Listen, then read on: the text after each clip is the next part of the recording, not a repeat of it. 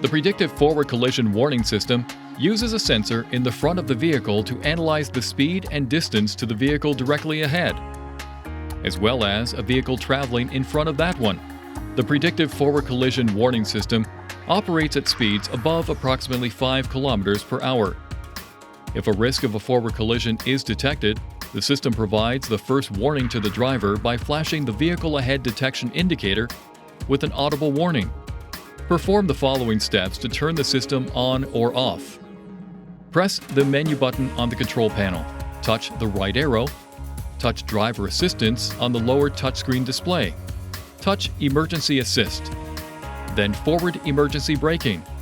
The PFCW system, if so equipped, is integrated into the forward emergency braking with Pedestrian Detection System. There is not a separate selection in the touchscreen display for the PFCW system. When the FEB with pedestrian detection is turned off, the PFCW is also turned off. Please see your owner's manual for important safety information, system limitations, and additional operating and feature information.